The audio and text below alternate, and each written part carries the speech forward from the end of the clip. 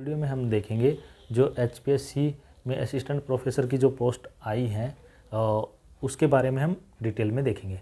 उसके बारे में डिटेल में हम क्या देखेंगे कि मेरे पास कल से लेकर आज तक 2 दिन में कम से कम 1000 कमेंट आए हैं, 1000 से ज़्यादा ही आए होंगे। तो उन कमेंट्स में का क्रक्स क्या है, बच्चों को क्या क्या क्वेरी थी, उनके माइंड में क्या क्या डाउट्स थे, वो सारे डाउट्स हम इस 4-5 मिनट के वीडियो में कवर करेंगे। तो सबसे पहली बात कि कितनी पोस्ट रहेंगी। मेन बात तो ये है, पोस्ट आपकी रहेंगी 1535 पोस्ट रहेंगी। उसके बाद अगर हम बात करें, अगर पोस्ट इतनी आई है तो फॉर्म भरे जाएंगे। फॉर्म भरे जाएंगे तो एग्ज़ाम फ़ीस भी मेन पॉइंट आता है कि भई हम एग्ज़ाम फ़ीस पे कर भी सकते हैं। मान लो 10,000 20,000 कितनी मांगी है, तो जो जनरल के जो स्टूडेंट रहेंगे, कैंडिडेट रहेंगे, उनकी फ़ीस रहेगी 500 रुपये। जो रिजर्व कैटेगरी के जो कैंडिडेट रहेंगे उनकी फ़ीस रहेगी 125 रुपये। रिजर्व कैटेगरी प्लस वीमेन, जो वीमेन होती हैं उनकी फ़ीस भी 125 रुपये ही रहेंगी।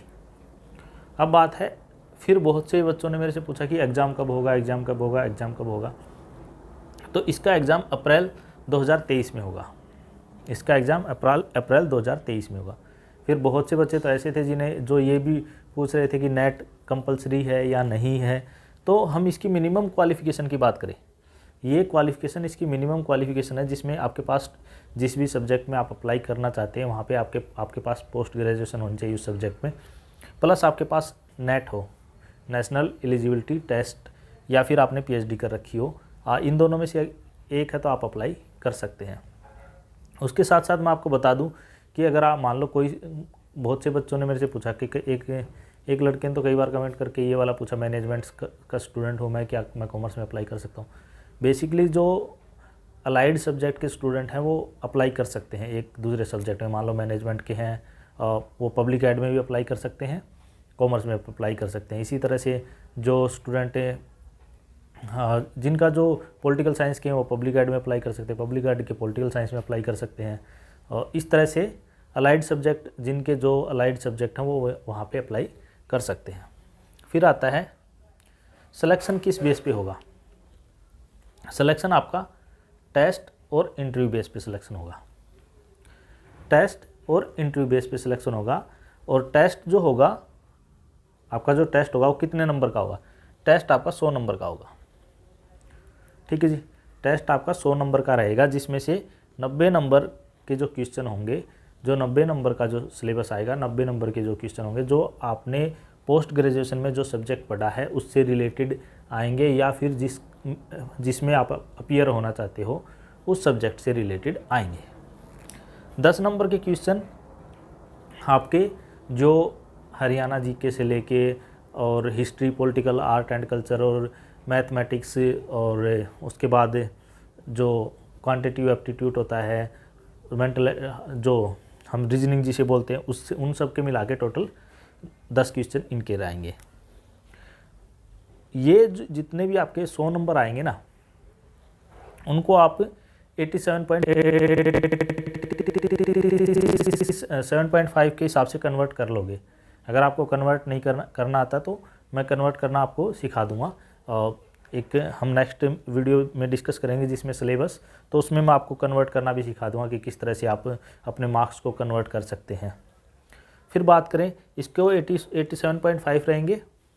इंटरव्यू के आपके 12.5 नंबर रहेंगे। तो 12.5 और इसको जोड़ के जितने भी आपके नंबर बनेंगे उसके भी यहाँ पे आपका सिलेक्शन रहेगा। फिर आता है जो फॉर्म है, एग्ज़ाम फॉर्म भरने कब से शुरू होंगे। जनवरी 2023 से आपके एग्ज़ाम फॉर्म भरने इसके शुरू हो जाएंगे। 1535 पोस्ट के। जिन बच्चों का हमने बात की थी कि इन सब्जेक्ट में निकले, जिन सब्जेक्ट के हमने बात की थी जिनका नहीं नाम आया है, उनके भी और वैकेंसी आएंगी, उनमें उनके सब्जेक्ट के नाम आएंगे। इस बार, पिछली बार एकेडमिक क्वालिफ़िकेशन के नंबर थे 37.5। इस बार जो एकेडमिक क्वालिफ़िकेशन के नंबर 0 रहेंगे। ठीक है जी, इस बार जो ये निकाला है इसका टोटली बेस है टेस्ट प्लस इंटरव्यू पे। तो जो बच्चे नए बच्चे हैं जिन्होंने अभी नेट किया है, या फिर उनको ज़्यादा इसमें फ़ायदा रहेगा, क्योंकि उनको, जो बच्चे पुराने हैं उनको भी फ़ायदा रहेगा अगर वो तैयारी करते हैं। तो मतलब एक फेयर सिलेक्शन होने के चांसेस इसमें ज़्यादा बढ़ते हैं। पहले नेगेटिव मार्किंग नहीं होती थी, पहले नेगेटिव मार्किंग नहीं होती थी, इस बार आपकी नेगेटिव मार्किंग भी रहेगी।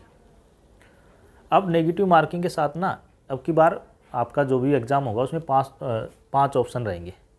जो मतलब क्वेश्चन पेपर आएगा उसमें ऑप्शन आपके 5 रहेंगे। तो 5 ऑप्शन कैसे रहेंगे, जैसे मान लो 1 2 3 4 5।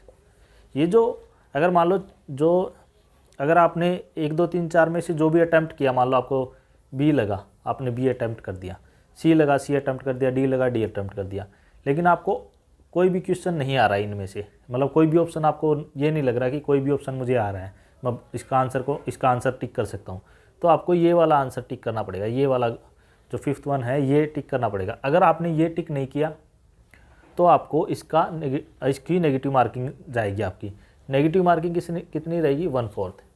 तो अगर आपको नहीं आता है तो आपको 1/5 अप्लाई करना पड़ेगा, टिक करना पड़ेगा। अब यहाँ पे बात ये है कि आपको 100 के 100 क्वेश्चन आपको मार्किंग आपको 100 के 100 क्वेश्चन की करके आनी है। अब यहाँ ये करने का क्या मतलब है, इसका बेनिफिट क्या है कि बच्चों के 2-3 मिनट तो वेस्ट होंगे ही। इसका करने का मतलब ये है कि पहले ये बोलते थे कि इतने बच्चों ने खाली पेपर छोड़ दिया है, ये हो गया वो हो गया, तो अब उस समस्या को से समाधान पाने के लिए उन्होंने ये तरीका लेके आए हैं। वैसे फ़ायदा है, ये भी अच्छा है, कुछ ना कुछ तो चेक लगेगा उस पर।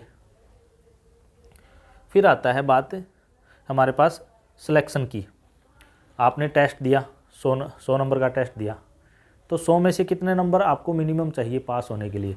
तो इसमें जो कैंडिडेट होंगे मिनिमम 50 नंबर, जो जनरल कैटेगरी के कैंडिडेट हैं उनके 50 नंबर होने चाहिए, जो रिजर्व कैटेगरी के कैंडिडेट हैं उनके 45 नंबर रहने चाहिए। अगर 50 से ज़्यादा मेरिट जा सकती है, 70 पे 80 पे 90 पे 99 पे 100 पे मेरिट जा सकती है, लेकिन 50 से कम 49.99 पे नहीं जाएगी। मिनिमम क्वालिफ़िकेशन आपकी रहेगी 50 नंबर जनरल के लिए। और इसी तरह से इनमें जो रिजर्व कैटेगरी है इनकी भी क्वालिफ़िकेशन ऐसे ऐसे करके 100 तक जा सकती है, लेकिन इसकी क्वालिफ़िकेशन 44.99 तक नहीं जाएगी। ठीक है जी, ये तो कुछ इसके बेसिक क्वेश्चन थे। और अगर इसके अलावा भी फर्दर आपकी कोई क्वेरी है तो आप मुझे कमेंट करके बता सकते हैं, मैं उसका भी सॉल्यूशन उसका भी कहीं से कहीं ढूंढ के आपको बताने की कोशिश करूँगा।